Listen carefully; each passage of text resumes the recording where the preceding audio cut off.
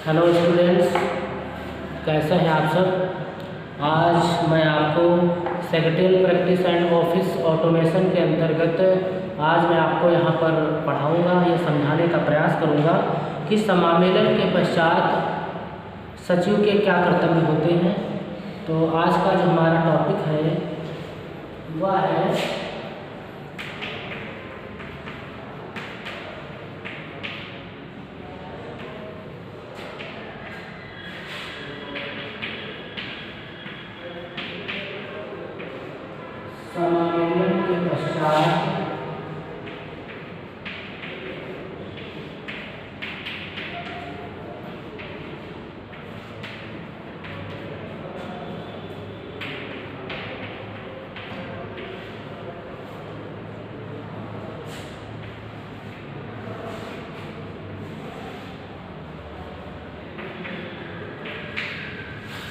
समामेलन के पश्चात कंपनी सचिव के कर्तव्य।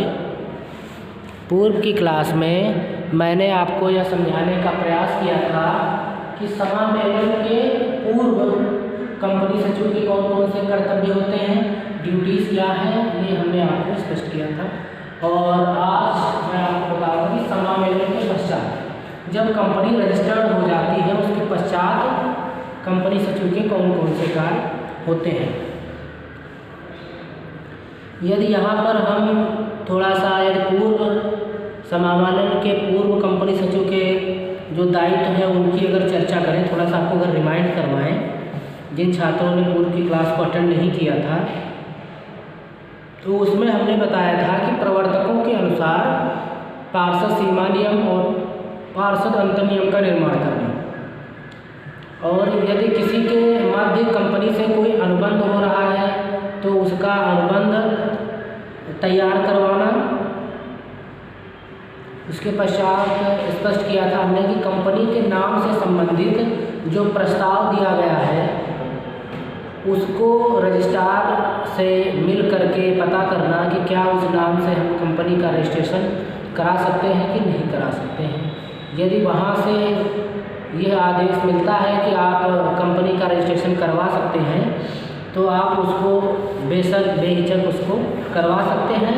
अगर आपको यह वहाँ से क्लियरेंस नहीं मिलता है कि आप कंपनी का रजिस्ट्रेशन इस नाम से नहीं करा सकते हैं तो आपको उस कंपनी का नाम परिवर्तित करके उसको बदल करके कोई दूसरे नाम से कंपनी को रजिस्टर्ड कराना होगा। ठीक है। उसके पश्चात प्रवर्तकों की और जो हमारे कंपनी के जो अन्य सदस्य हैं जो उसके बारे में अच्छी राय रखते हैं, अच्छे हित है, जो हितैषी हैं कंपनी के, उन सभी की सभा बुलाना और जो महत्वपूर्ण विषय हैं उन पर उनकी स्वीकृति प्राप्त करना, और जो सभा की जो कार्रवाई हो रही है उसकी नोटिंग करना, उसकी रिपोर्ट तैयार करने की भी जिम्मेदारी होती है। साथ ही साथ कंपनी के निर्माण से संबंधित अन्य जितने भी वैधानिक दस्तावेज हैं, कंपनी का जो निर्माण होता है, जितने भी सर्टिफिकेट लाइसेंस लेने होते हैं, वो सभी जो कार्रवाई पूरी करने की जिम्मेदारी होती है, वैधानिक कार्रवाई रजिस्ट्रेशन के अतिरिक्त कंपनी के निर्माण के लिए, वो भी पूरी कार्रवाई कंपनी सचिव के द्वारा पूरी की जाती है। उसके पश्चात पार्षद सीमा नियम, पार्षद अंतर नियम तथा अन्य प्रपत्रों के साथ और जो एक निर्धारित शुल्क है वह शुल्क सहित रजिस्ट्रार के कार्यालय में सभी प्रपत्रों को जमा करना, ये भी एक दायित्व है कंपनी सचिव का। और जब सभी प्रपत्रों के साथ में रजिस्ट्रार के कार्यालय में दस्तावेज जमा कर दिए जाते हैं तो फिर रजिस्ट्रार के द्वारा हमारी कंपनी का रजिस्ट्रेशन कर दिया जाता है और हमारी एक कंपनी उस नाम से जानी जाने लगती है। तो आपने देखा कि समामेलन से पूर्व अर्थात कंपनी के रजिस्ट्रेशन से पूर्व कौन कौन सी कार्रवाई एक सचिव के द्वारा प्रस्तावित है की जाती है, और आज आप यहाँ पर ये जानेंगे कि सचिव का समामेलन के बाद में जब कंपनी का रजिस्ट्रेशन हो जाता है उसके पश्चात अन्य कौन कौन से कार्य करने होते हैं, ये आज हम यहाँ पर जानेंगे। सीखेंगे।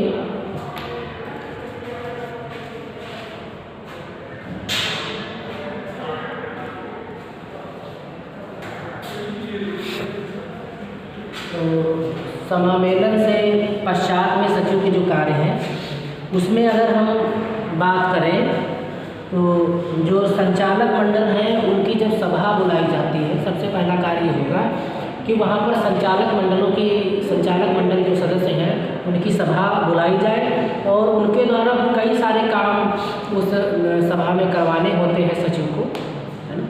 तो सबसे पहला कार्य है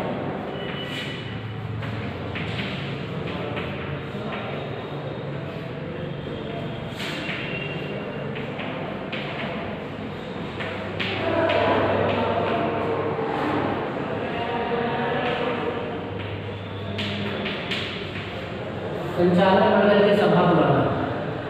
और संचालक मंडल की सभा बुलाई गई और उसमें बहुत सारे नियम काम करते हैं।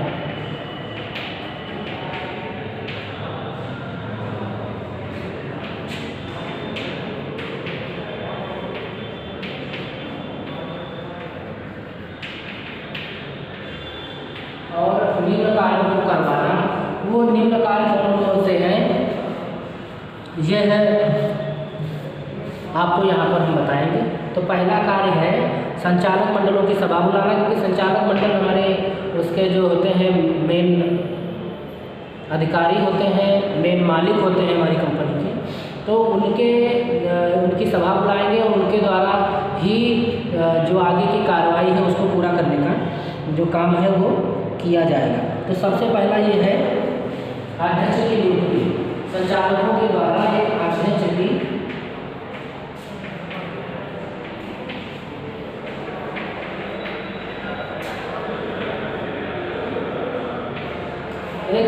की नियुक्ति है वो संचालकों के द्वारा कराई जाती है, जो देखेगा समस्त काम और काज को। तो पहला कार्य क्या है कि अध्यक्ष की नियुक्ति कराना, ये मेन काम है। उसके पश्चात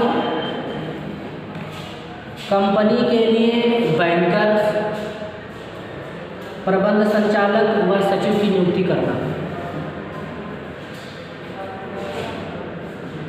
दूसरा कार्य है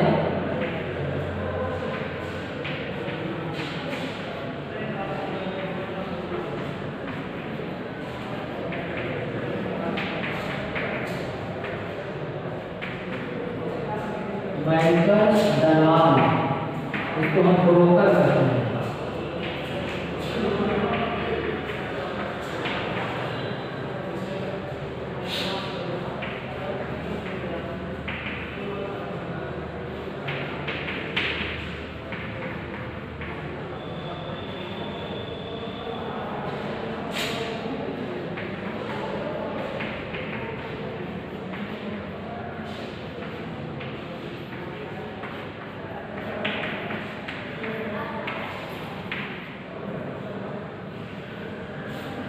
और सचिव की नियुक्ति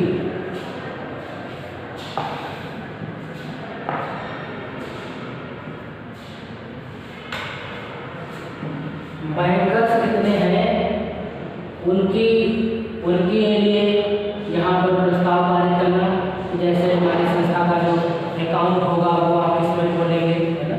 इस बैंक से हम काम काज आगे करना चाह रहे हैं, उनके बारे में संस्था के लिए ब्रोकर नियुक्त करने होते हैं। जितने भी आगे के काम होंगे जो डीलिंग करते हैं, जा करके पार्टी से मिलते हैं, वो ब्रोकर होते हैं। और इसी सभा में प्रबंध संचालक की नियुक्ति की जाती है, जो संस्था के जो मैनेजरिकल वर्क होते हैं, मैनेजमेंट से संबंधित काम होते हैं उनके लिए। और सचिव की नियुक्ति, क्योंकि हम आपको यहाँ पर ये बता रहे हैं कि सचिव के द्वारा कौन कौन से कर्तव्य हैं जो समामेलन के बाद में होते हैं। तो यहाँ पर थोड़ा सा देखिए कि यहाँ जब समामेलन से पूर्व सचिव के कार्य फिक्स थे, निर्धारित थे, तो अब यहाँ पर सचिव की नियुक्ति फिर क्यों हो रही है? जब सचिव पहले से ही कार्य कर रहा है तो इस सभा में सचिव ने ही सभा बुलाई है संचालकों की, और उसमें फिर से सचिव की नियुक्ति हो रही है। ये थोड़ा सा आपको समझना है कि जब प्रवर्तकों के द्वारा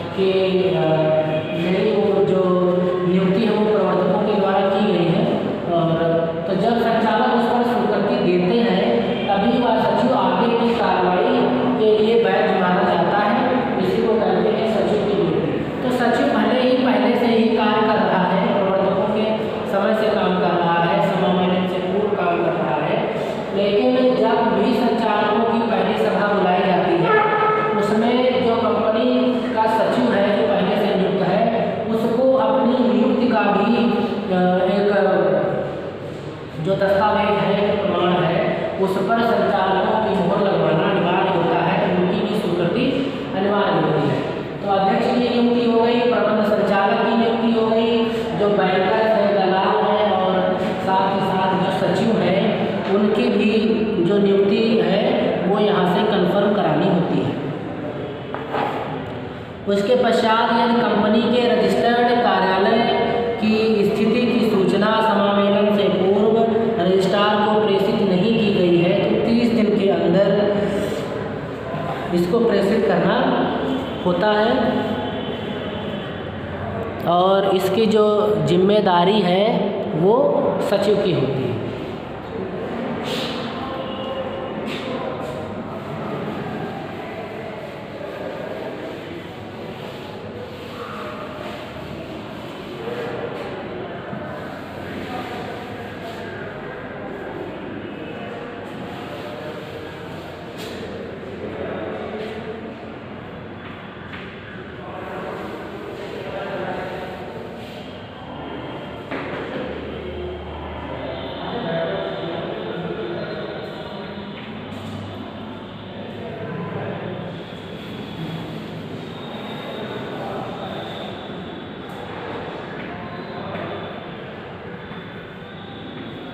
कंपनी के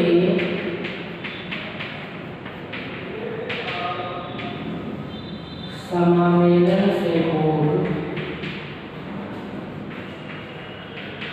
यदि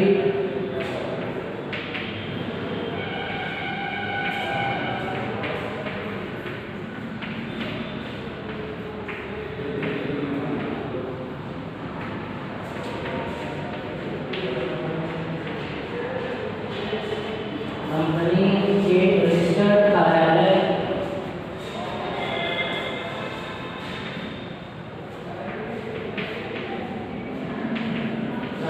के स्थान के बारे में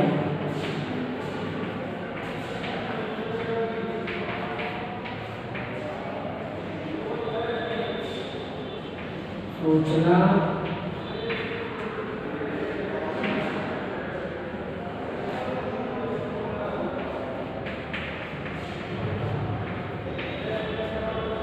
प्रेषित नहीं की गई है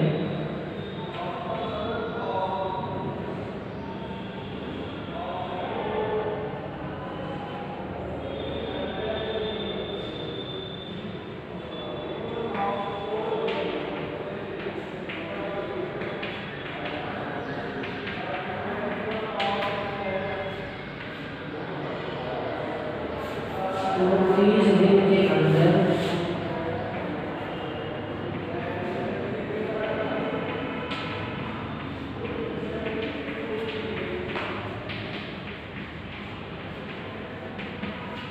प्रेषित करना अनिवार्य है।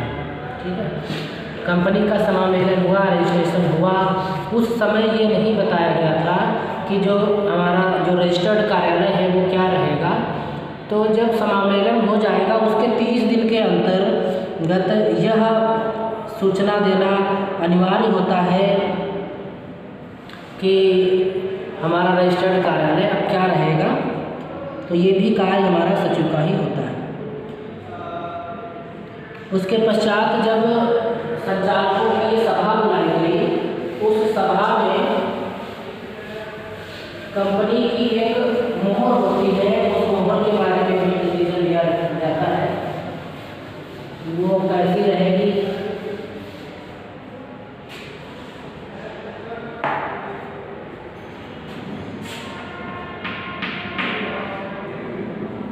ठीक है। तो जब संचालकों की सभा बुलाई गई उसमें जो कंपनी की जो सार मुद्रा है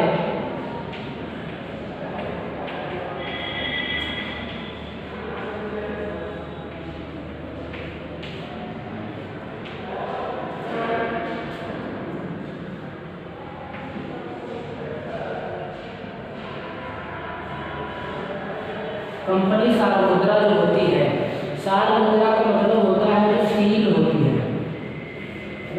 जो मोहर होती है, उसके बारे में भी प्रस्ताव दिया जाता है कि वो किस तरीके से बनाई जाएगी, क्या उसमें लिखा जाएगा। इस पर भी क्योंकि जितने भी दस्तावेज आगे के होंगे उन सभी पर कंपनी की सार मुद्रा जो है वो लगाना आवश्यक होता है।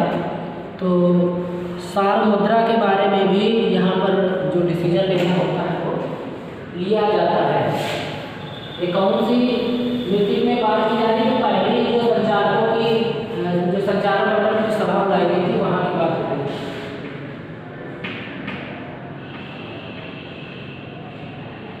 उसके पश्चात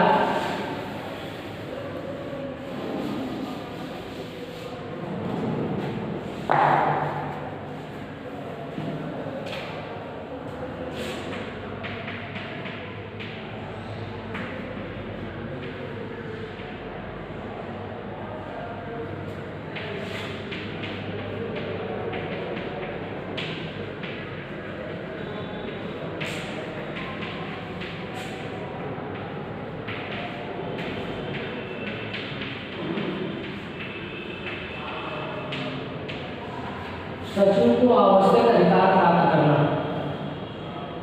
क्योंकि सचिव जो संस्था का एक सर्वेंट है, कर्मचारी है, अधिकारी है, सलाहकार है, परामर्शदाता है,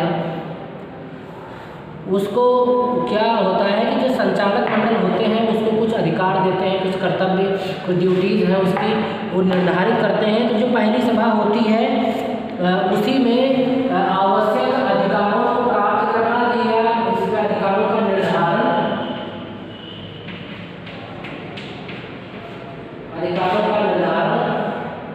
इसी सभा में किया जाता है कि कंपनी का जो सचिव होगा उसको कौन कौन से दायित्व दिए जाएंगे।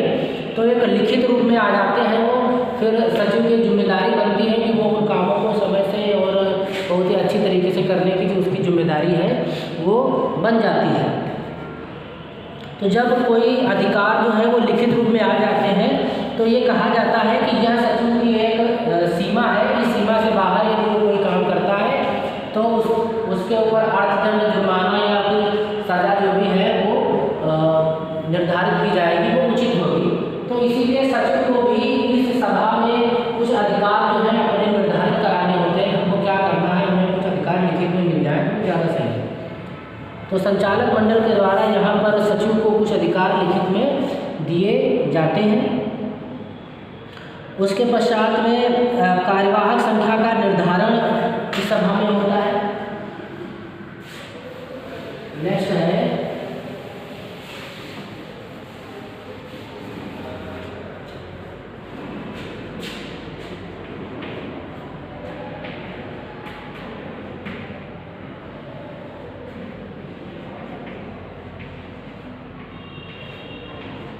कार्यवाहक संख्या का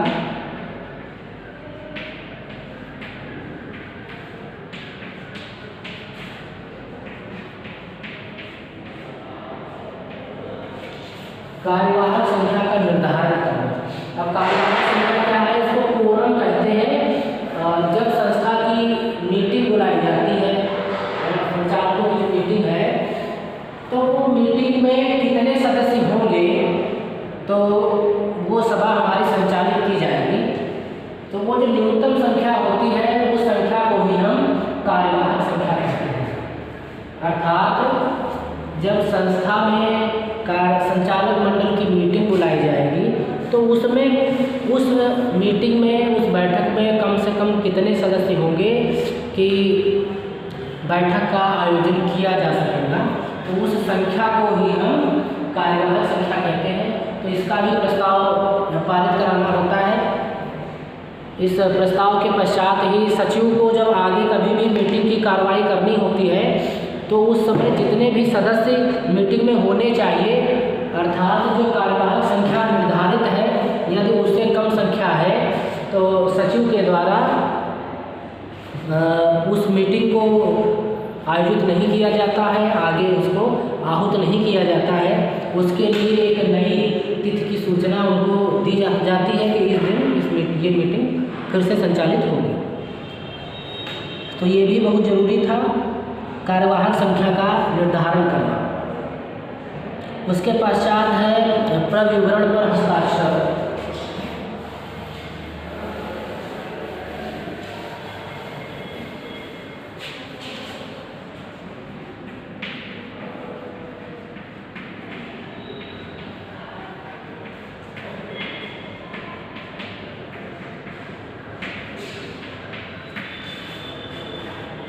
प्रविवरण पर हस्ताक्षर, जो वहाँ पर हमारी संस्था में प्रविवरण तैयार है उस पर संचालक मंडल के जितने भी सदस्य हैं, सदस्य उनकी मुहर, उनके हस्ताक्षर लगवाना अनिवार्य होता है, जिससे कि हमारा जो प्रविवरण है वह बड़ी ही आसानी से सभी नियमों के साथ में कार्य करना, उसमें जितने नियम होते हैं उन नियमों के आधार पर सभी कार्य आसानी से हो जाते हैं।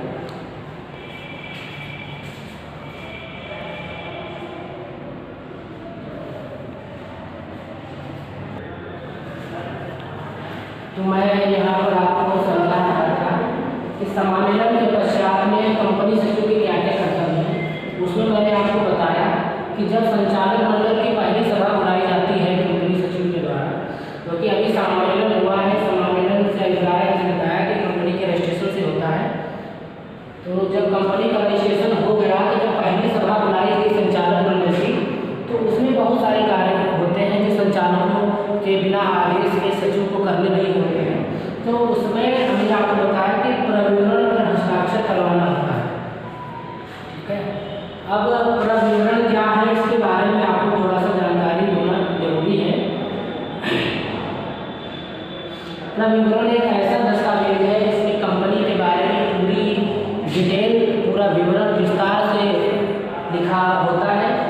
तो यदि इस पर संचालक मंडल अपने हस्ताक्षर करते हैं तो हस्ताक्षर करते ही प्रविवरण हमारा एक वैलिड दस्तावेज बन जाता है और उसको फिर जनता के लिए उसको प्रकाशित किया जाता है और जनता उसी को पढ़ने के पश्चात में हमारी कंपनी के बारे में अपनी एक राय बनाती है और उसके बारे में जब तक कंपनी अपना पूरा विवरण जारी नहीं करती है तब तक कोई हमारी कंपनी के बारे में अच्छे से जान नहीं सकता है, क्योंकि इसमें ही हमारी कंपनी का प्रॉफिट एंड लॉस क्या है, कंपनी कितने सेल करती है, क्या परचेस करती है, इसका डायरेक्टर कौन है, मतलब जितनी भी समस्त जानकारी है वो इस दस्तावेज में अंकित होती है।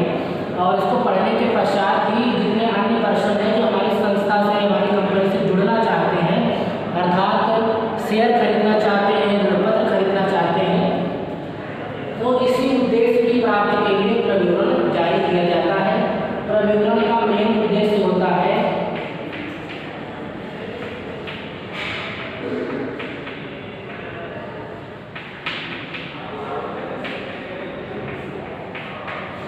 अंशधारियों एवं ऋणपत्रधारियों को आकर्षित करना।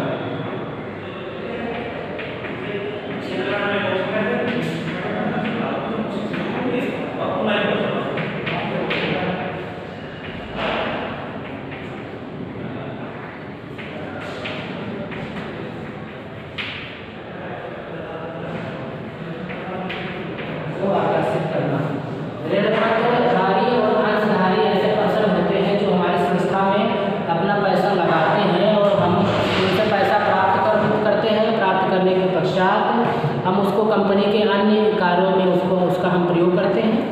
तो कंपनी में हमारे कोई भी व्यक्ति पैसा क्यों लगाएगा, पहले वो हमारे बारे में जानकारी हासिल करता है। तो उसको जानकारी कैसे पता चलेगी, तो अब चूँकि हमको पैसे की ज़रूरत है, कंपनी खुद चाहती है कि जनता हमसे जुड़े और हमारे शेयर को खरीदे, इसलिए सचिव का यह कर्तव्य होता है कि जब संचालक मंडल की पहली सभा आहूत होगी, बुलाई जाएगी, उसमें उसको प्रविवरण पर हस्ताक्षर करवाना होता है। अब जब प्रविवरण पर हस्ताक्षर हो गए, हमने उसको जनता के लिए पब्लिश कर दिया, जनता उसको पढ़ती है, लोग उसको देखते हैं, हमारी कंपनी के बारे में जानकारी हासिल करते हैं, फिर वो हमसे जुड़ते हैं, हमको पैसा देते हैं। तो हमारा जो मेन उद्देश्य प्रविवरण का होता है वो पूरा हो जाता है। ठीक है, तो उद्देश्य इसका यही होता है कि अंशधारियों और ऋणपत्रधारियों को आकर्षित करना। ठीक,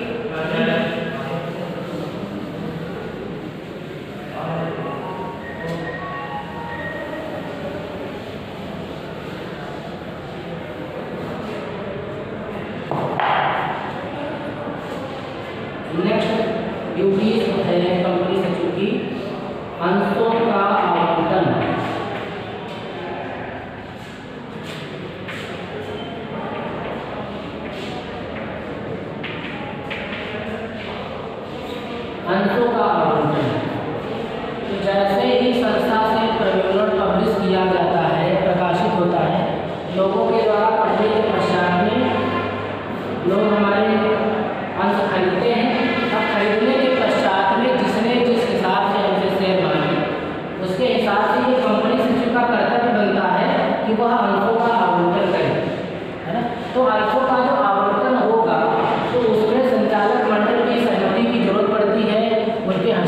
की ज़रूरत होती है, तो जितने भी अंश आवंटित करने होते हैं उन सभी को संचालक मंडल की सभा में प्रस्तुत किया जाता है और उस पर संचालक मंडल की जो स्वीकृति है वो प्राप्त होने के पश्चात उसको अंशधारी को उपलब्ध करा दिया जाता है।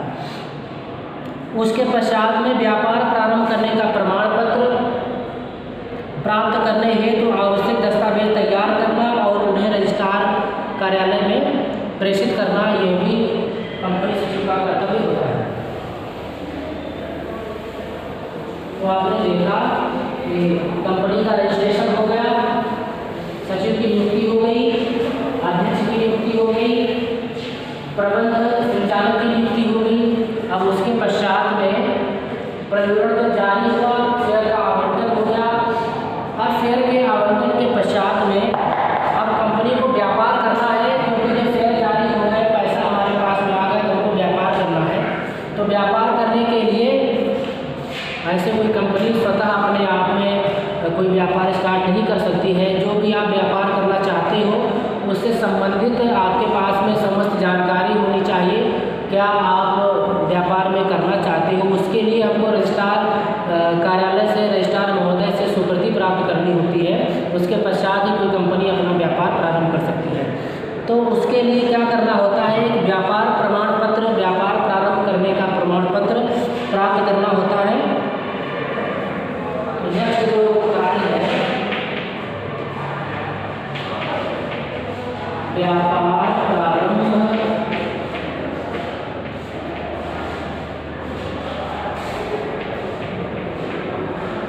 करने का प्रमाण पत्र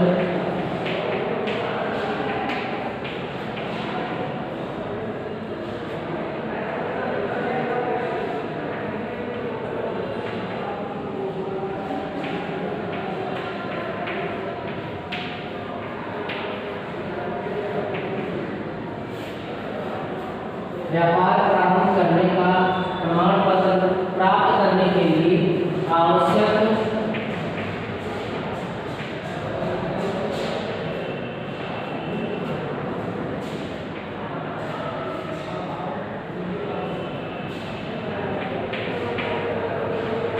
पत्रों को रजिस्ट्रार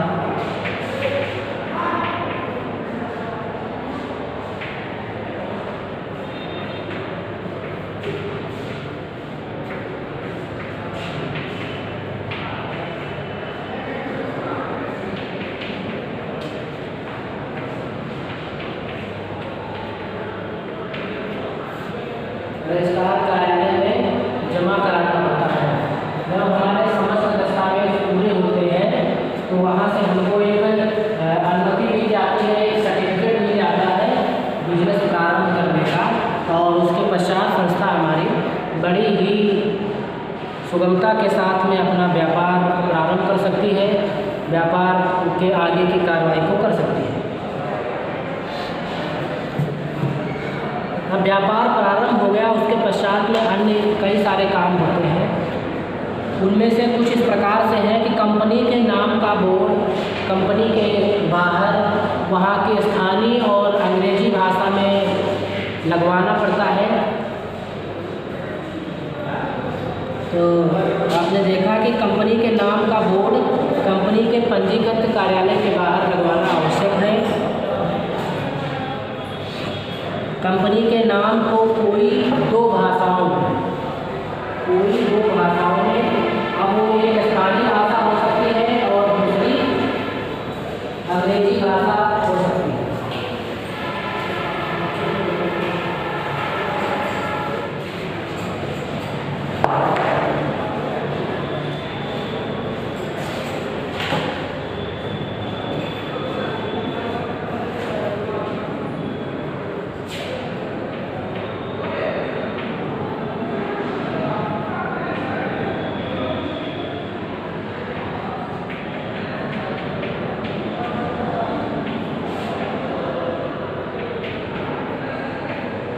कंपनी के नाम का बोर्ड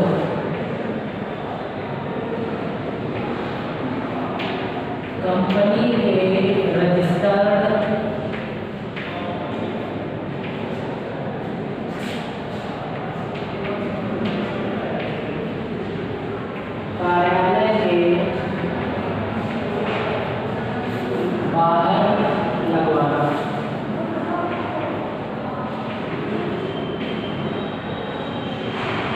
ठीक है, बाहर लगवाया जाएगा।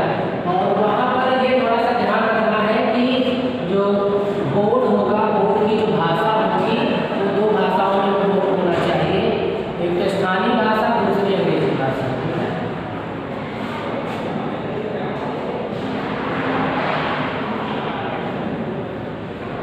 कंपनी के नाम का बोर्ड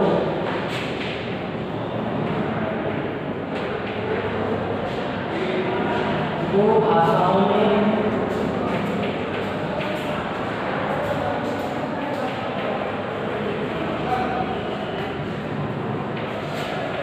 एक तो स्थानीय भाषा, एक तो स्थानीय भाषा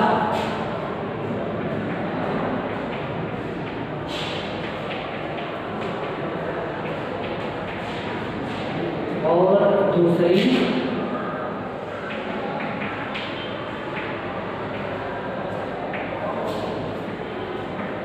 अंग्रेजी भाषा में। दूसरी अंग्रेजी भाषा में कार्यालय के बाहर बोर्ड लगवाना आवश्यक है।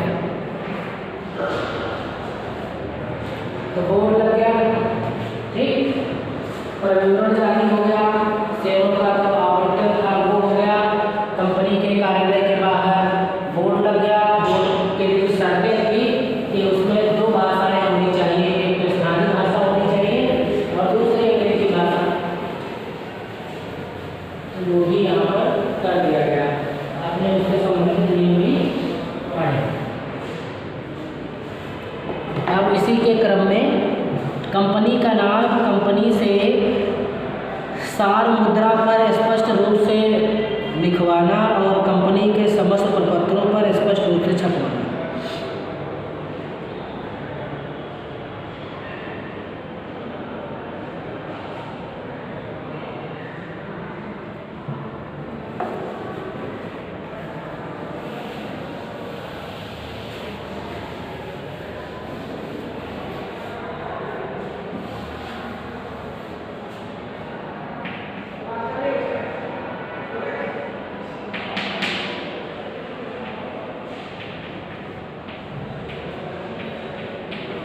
कंपनी का नाम सार मुद्रा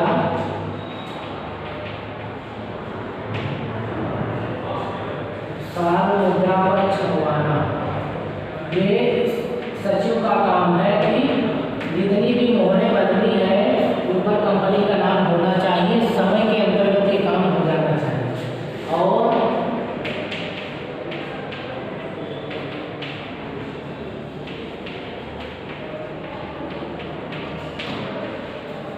सभी प्रपत्रों पर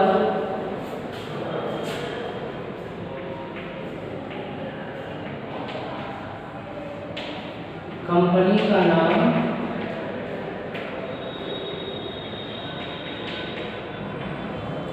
छपवाना, ये भी जिम्मेदारी किसकी है? कंपनी सचिव की है।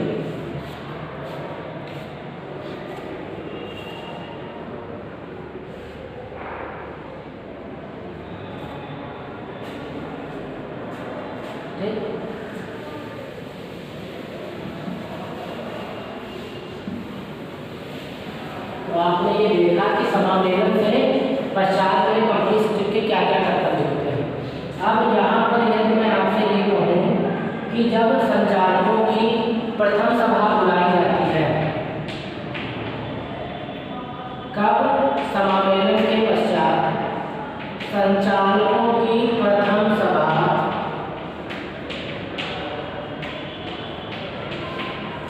में कौन कौन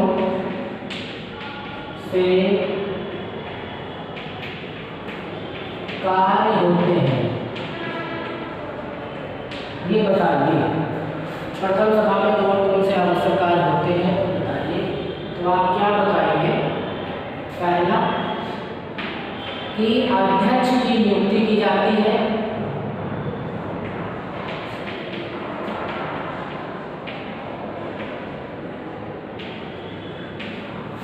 अध्यक्ष की नियुक्ति होती है, क्योंकि जब तक अध्यक्ष नहीं होता है तब तक संस्था हमारी नहीं चलती है।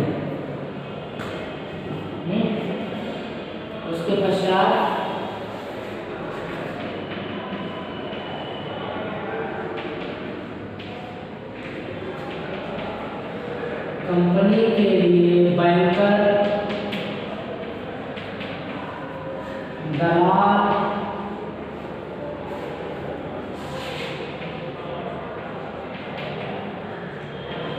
प्रबंध संचालक,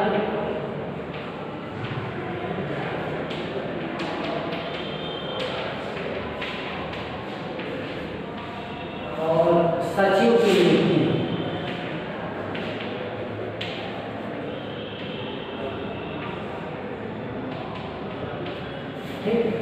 ये काम किए जाते हैं। उसके पश्चात सार मुद्रा, कंपनी की सार मुद्रा के बारे में, सार मुद्रा कैसी होगी। उसके पश्चात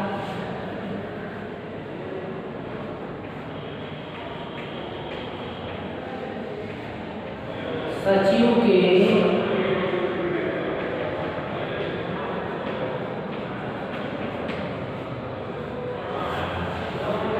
अधिकारों का निर्धारण,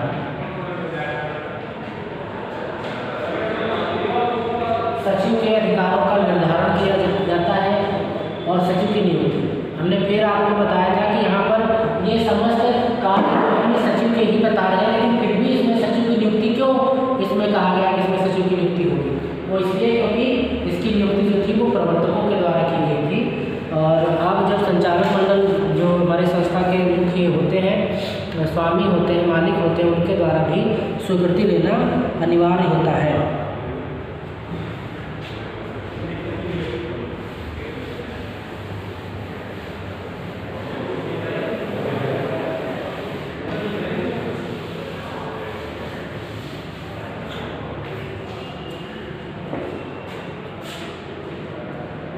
नेक्स्ट काम है कार्यवाहक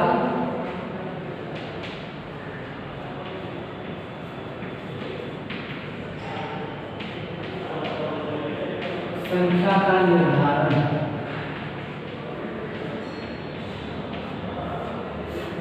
कार्यवाहक संख्या का निर्धारण। उसके पश्चात प्रविवरण पर हस्ताक्षर, प्रविवरण पर हस्ताक्षर। उसके पश्चात अंशों का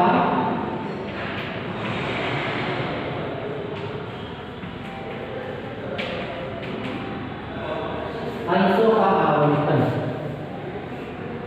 ये कार्य हमने आपको बताए जो संचालकों की जब प्रथम सभा समामेलन के पश्चात बुलाई जाती है, वहाँ पर ये कार्य किए जाते हैं।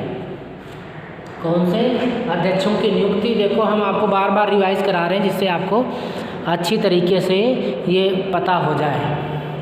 तो पहला आपने देखा अध्यक्ष की नियुक्ति, उसके पश्चात में संस्था के लिए अर्थात कंपनी के लिए बैंकर्स, दलाल, प्रबंध संचालक और सचिव की नियुक्ति करना।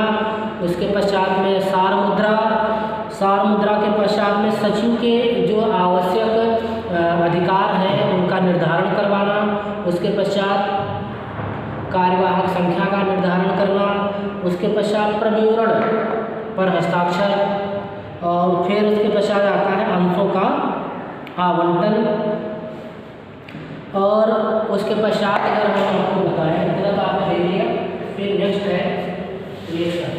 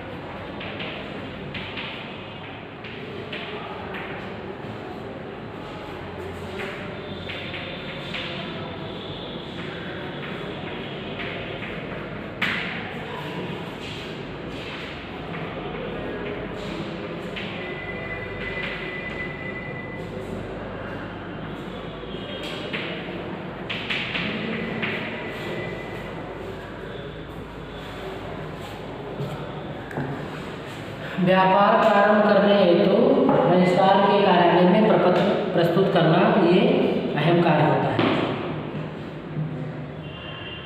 उसके पश्चात कंपनी तथा संपत्ति विक्रेता के मध्य होने वाले अनुबंध पर विचार करना।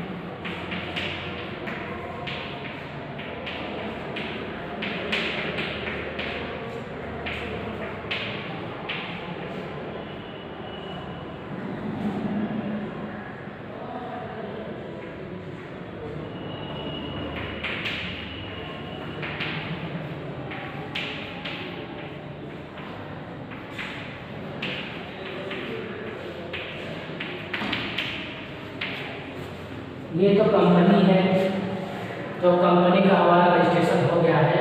फिर कंपनी जिस लैंड पर बनी है उसको तो किसी के पास से हमने खरीदी होगी, तो अगर उनके मध्य में कोई अनुबंध हुआ है तो उसको भी सचिव को संचालक मंडल के समक्ष प्रस्तुत करना चाहिए और उस पर विचार विमर्श करने के लिए कहना चाहिए, ताकि यदि उसमें कुछ आगे के लिए कुछ अवशेष है, कार्य प्रक्रिया है, इसे पूरा करना जरूरी हो, वो समय से किया जा सके। तो इस तरीके से आपने देखा कि जो मीटिंग होती है उस मीटिंग में कौन कौन से कार्य जो हैं वो संचालकों की प्रथम बैठक में करवाना होता है, करवाना जरूरी होता है। ये क्वेश्चन आपसे पूछा जा सकता है, तो इसका आप इस तरीके से याद रखेंगे, इससे आपको किसी प्रकार की कोई समस्या नहीं आएगी। तो आशा करते हैं कि आज की इस क्लास का टॉपिक था समावेदन के पश्चात कंपनी सचिव के कर्तव्य, वो आपको समझ में आ गई होगी। किसी प्रकार की यदि कोई बात आपको समझ में कहीं पर नहीं आई है तो उसके लिए आप हमसे बताइएगा, हम फिर से आपको समझाने का प्रयास करेंगे। तो इसी के साथ इस टॉपिक को यहीं पर वाइंड अप करते हैं। नेक्स्ट टॉपिक के लिए आपको फिर अगले दिन आपको पढ़ाने के लिए प्रस्तुत होते हैं। तब तक के लिए अपना ध्यान रखिए और अपना पढ़ाई में मन लगाइए।